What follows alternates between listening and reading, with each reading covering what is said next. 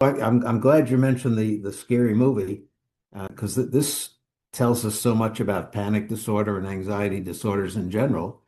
We can become afraid when we're not in any danger. That's what a panic attack is. Even more to the case, we can become afraid when we know we're not in any danger. No danger at all. We can know that for sure and still get afraid. And the proof of that is the existence of a scary movie industry and a scary book industry. We're a species that can become afraid just from reading words printed on a page, just from looking at photographs, just from going into a theater and looking ahead at the screen and eating my popcorn and drinking my soda and hearing, people move around in the seats next to me and I see something looks scary on the screen. My body is going to respond as if I'm in danger. And I still have my ticket receipt to prove, yeah, I'm just in a movie theater. So a panic attack is really a version of a scary movie in the theater of your own mind. That's exactly how it works. You can become afraid when you know you're not in any danger. There's nothing unusual about that. Yeah. And speaking of, fear and horror and danger, your work, speaks for itself, helping people face fear in a way that is more manageable, that it's not, overwhelming. Can you speak to us a bit about what does healthy everyday exposure look like for panic or for phobias or for chronic worry? Is there a healthy everyday exposure of that in terms of management? Yes, it's different, say, for somebody who's coming in with panic attacks where they have these powerful experiences of physical fear that leads them to think they're about to lose control.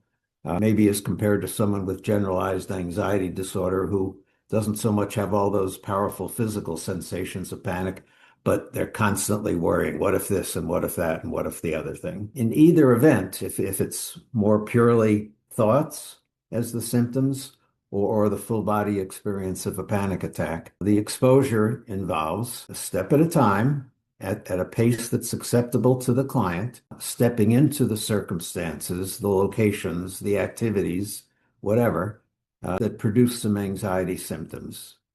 Stepping into that so that I can have some anxiety symptoms and get used to them, work with them, allow them to decline on their own without use of medication or alcohol, without fleeing, whatever. Somebody who in an extreme case, say somebody who's pretty much housebound, so troubled with panic attacks that they've gotten to the point where they rarely leave the house. I've worked with people in that circumstance, and we start where they are. Would you be willing to come and stand by the fence with me? Okay, that might be the first step for somebody who hasn't been outside of their house for 6 months. Let's go out and stand by the fence. And remember, you're going to get anxious. Let's remember why we're doing this. The point isn't to go out to the fence and feel calm. The point is to go out to the fence and allow myself to feel anxious. And while I'm feeling anxious, I'm going to respond to it in a different way. Maybe I'm going to moderate my breathing.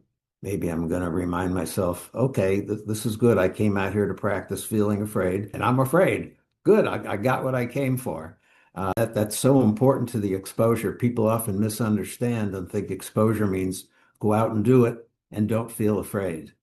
No, the very reason you're going and doing it, go out into the activity, the location, board an airplane, drive on the highway, is not to do it without fear. It's to practice having the fear and responding to it differently. That would be, a healthy, ordinary kind of way of putting exposure into your life.